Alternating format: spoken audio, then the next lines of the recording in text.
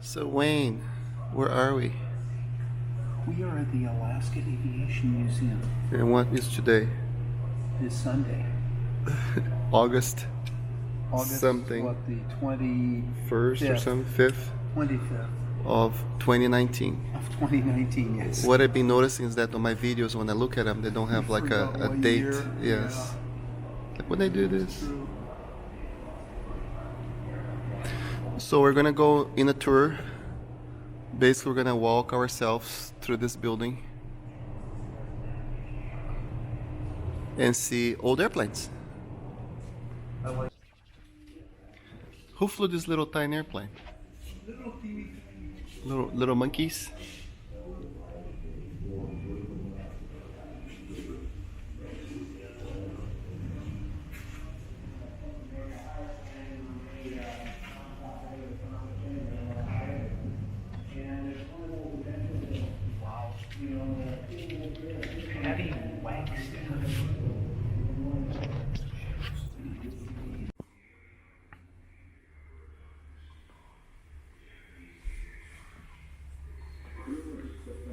Okay, Mr. World Traveler, you should know this. Where is that to? Sounds Japanese, Pacific type of place. It's the last island in the Aleutian chain. You know the chain island? Oh that yes, goes yes, down? yes. It's the one at the end. Wow.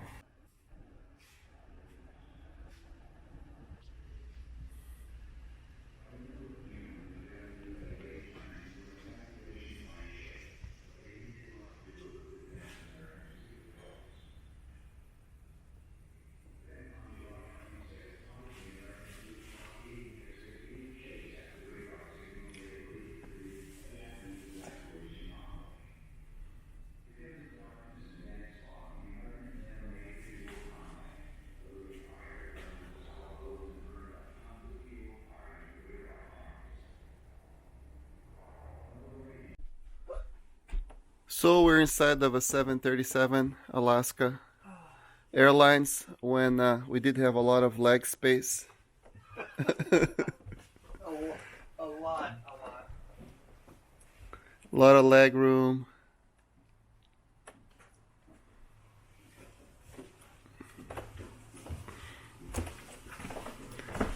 Too bad we cannot get in the cockpit.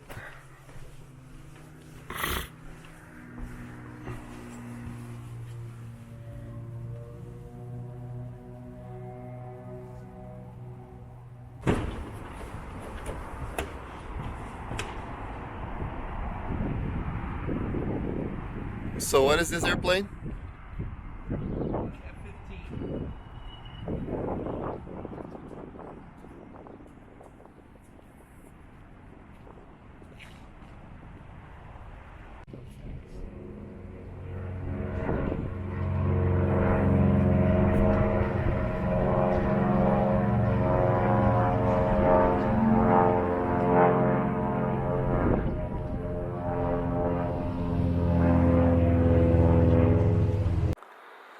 So we're heading to Whittier.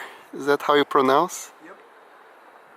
And there is a bridge, not bridge, we had a tunnel that we have to go through and pay 13 bucks to get through it. So we're waiting when it opens in 10 minutes.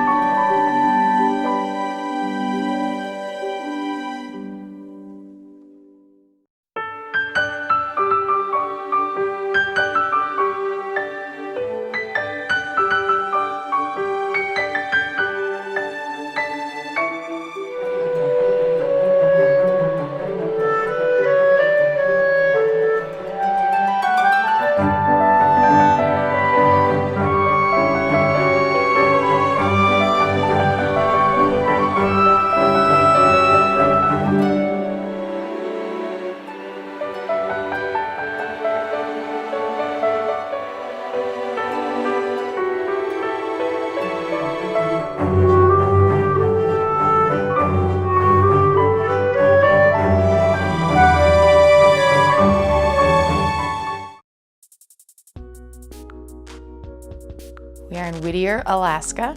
I am a teacher here. You know, Whittier's different than, say, working in the traditional bush community in that, you know, we are on the road and we're fairly, you know, we're a tourist town in the summer, but it's, yes, we all live in the same building, and it does sound strange, but essentially it's a condo association, and it's, you know, you get really cozy with your neighbors. What floor do you guys need? 11. See you later, Nathan. Have a good night. We have everything we need, really. There's a post office downstairs. There's a grocery store downstairs. There's a little video store that if you want to rent videos or movies, you can go and call her and she'll come over. City offices are downstairs as well, so all the city managers and everything and the mayor work down there. So you don't have to leave if you don't need to. I think in a larger community, you know, you go to school, you travel there. And not in Whittier. You know, you just got to walk over, and it takes 5 minutes, if that. You know, depending on the elevator, of course. There have been times where we've had to say our school day starts at 8:45.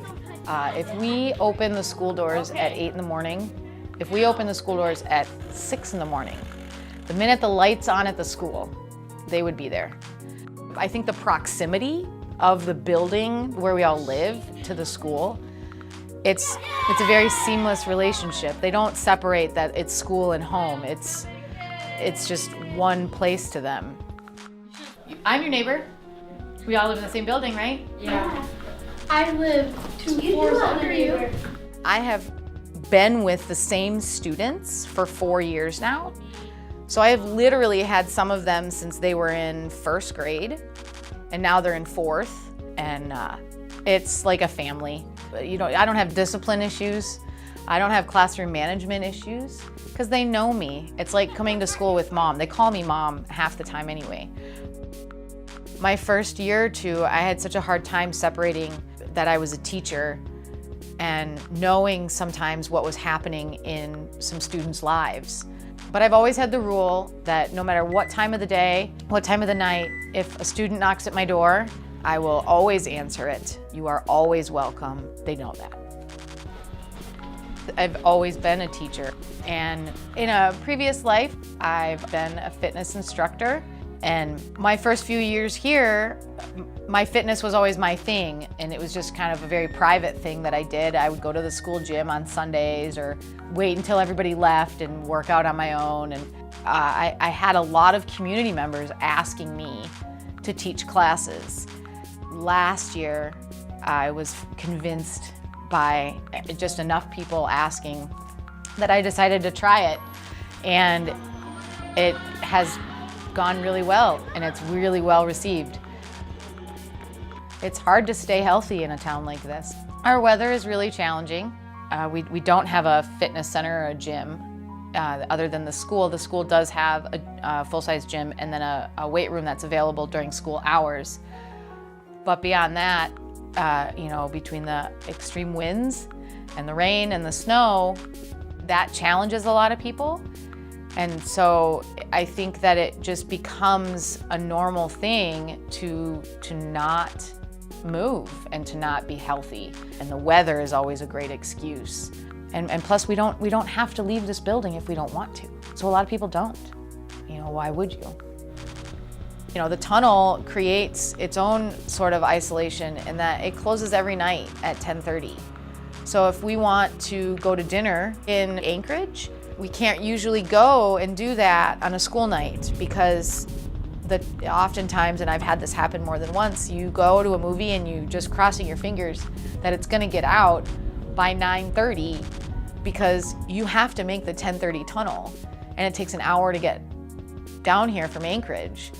And if you don't make the 10:30 tunnel, then you're sleeping in your car, which happens a lot. It would be silly to say that you live a lonely life living in the building, because I have friends and neighbors and students and coworkers that are right down the hall. If you're having a bad day, if you're having a day where you think, gosh, I haven't talked to another human being for a while, you can just walk down the hall, or you can get in the elevator. What people say when they visit in Whittier, well, first they all go, oh, you all live in that same building. Isn't that strange? And, you know, I think what people don't realize is that it's just like an apartment building, or it's just like a high-rise condo in a large city. So for me, it's not that strange. That's where I grew up. I grew up in a big city. Everybody lived in an apartment building, but not the entire town.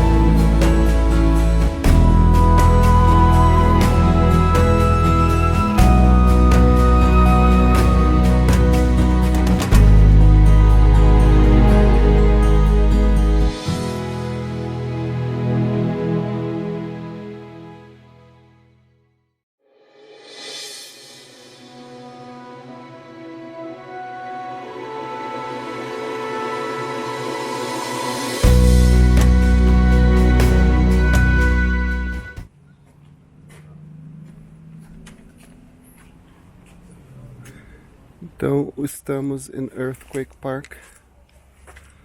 Não sei porque que chama Earthquake Park. Did you read about it? Did you read why it's called Earthquake Park? Because of this bluff line.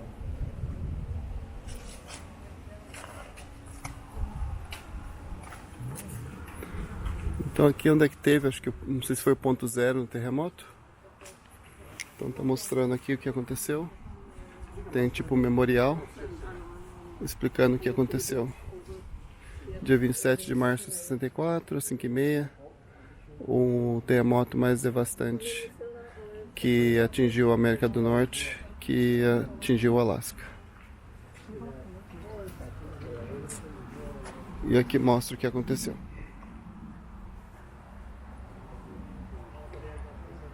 Aqui é um parque. Guess what? It was one day before my birthday. Oh yeah? Yeah, I was born the 28th.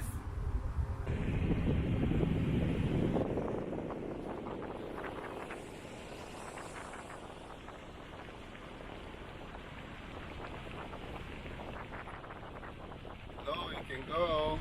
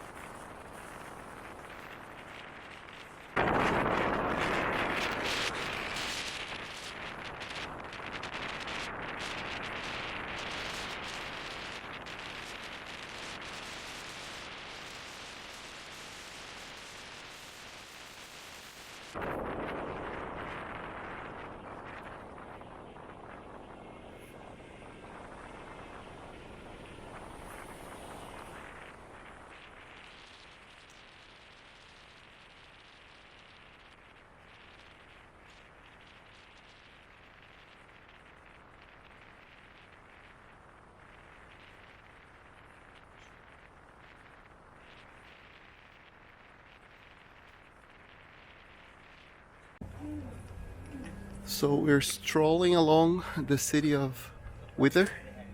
Whittier. A lot of interesting buildings and junk.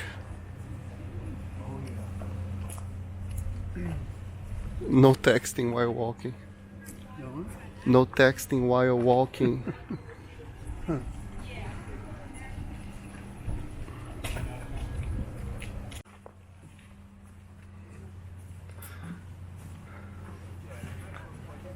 You think they have enough boats? They have a couple of boats. And Wayne looking for fish. Wow. Yeah, that's a good boat shot. A good marine.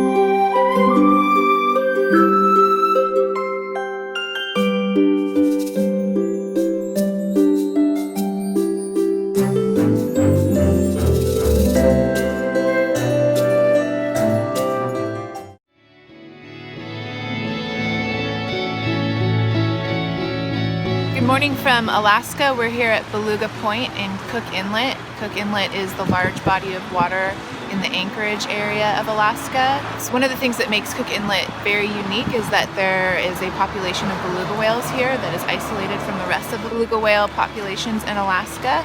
These beluga whales are critically endangered. They number roughly 300 to 350 individuals. The EIA team has been here all week, and we've been traveling around the inlet looking for whales, filming them. We participated in a really fun event on Saturday called the Beluga Count, where local residents were stationed all around the inlet helping scientists count the whales to get a better idea of where they're swimming, where they're feeding, what their behaviors are, and also just to raise awareness about some of the threats that they face. Behind me is a little cove that's part of Cook Inlet. There's a beluga whale. Did you see it? They're quick. So usually like a very bright white hump against the very gray sediment filled background of the water here in Cook Inlet. There he is, or she. Oh, and a baby it looks like. Mother calf pair, super exciting.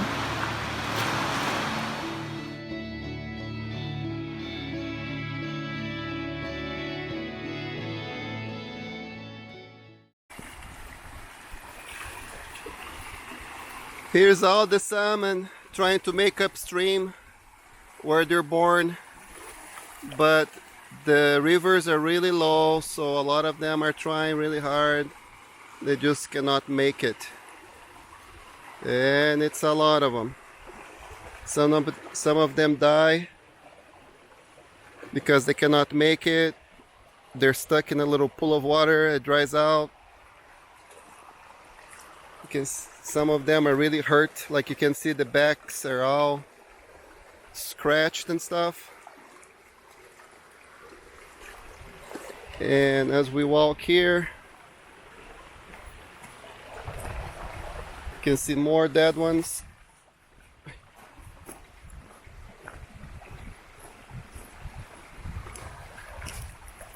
And you can see more of them trying.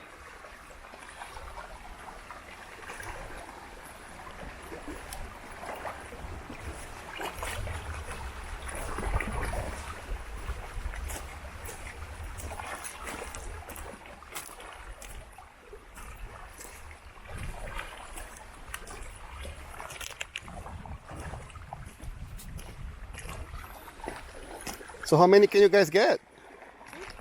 How many can you guys get? Six? Nice. Got dinner tonight, huh?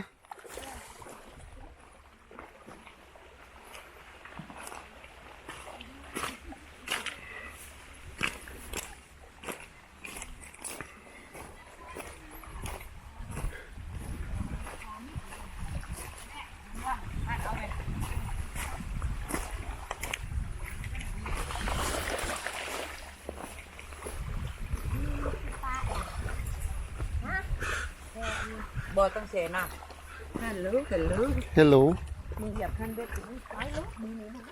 Are they any good? Because they're kind of on their dying days? Yeah, that's why we have to choose. Oh, If okay. it's not good, we don't take them. Yeah, we make dry jerky. Dry fish. Oh, the jerkies. Ah, cool. Cold now.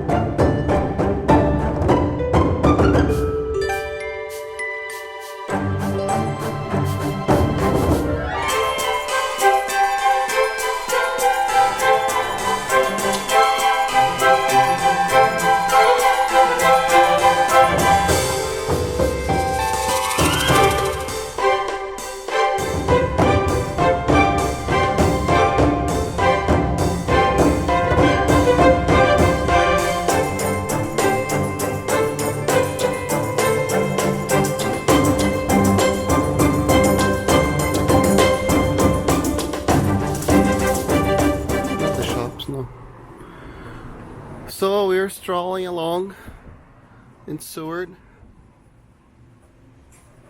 after a successful fishing trip. We caught so many. Yes. This is what I need to do is work out. Yeah. Então, cidadezinha bonitinha, um monte de lojinhas. Infelizmente, por causa dos incêndios que está tendo aqui perto, tá tudo meio coberto, então não dá para ver bem.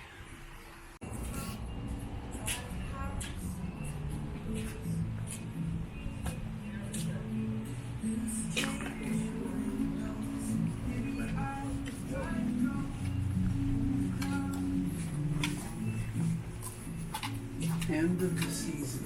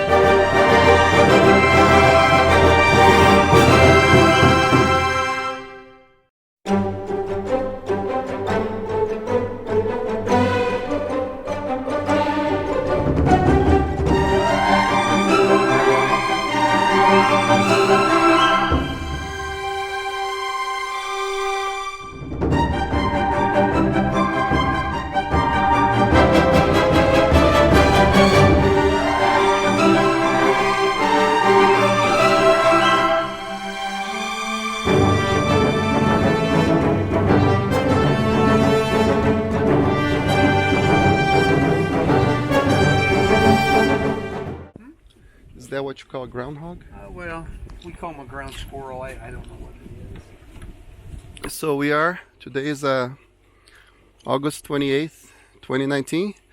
We are at the historical mine, Independence Mine. Wow. So we have half an hour to look at everything, especially the falling structure over there. And we only have like 5 miles to walk. Yeah. But around here, it's very beautiful.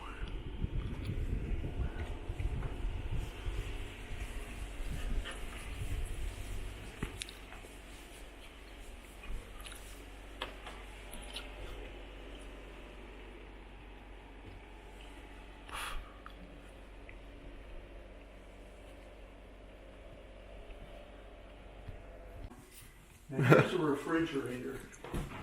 Okay, don't laugh. International Harvesters, my goodness. My parents had one like this not so long ago. That's wild. I think some of those lasted forever. They built really well.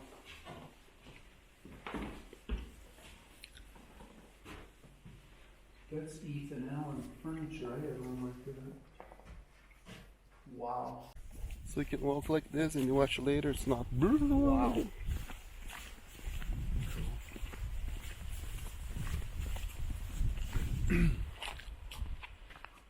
Independence Mine.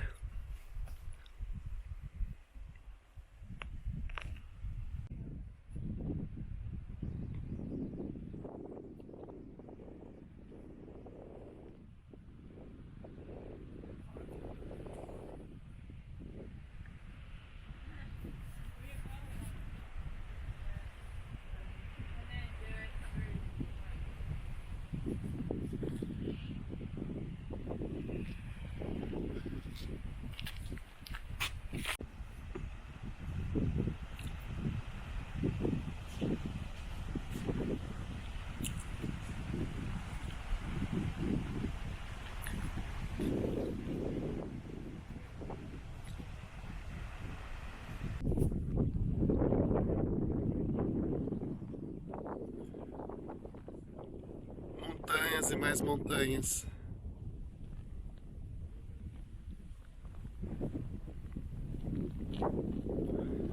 A 3.800 pés de altitude.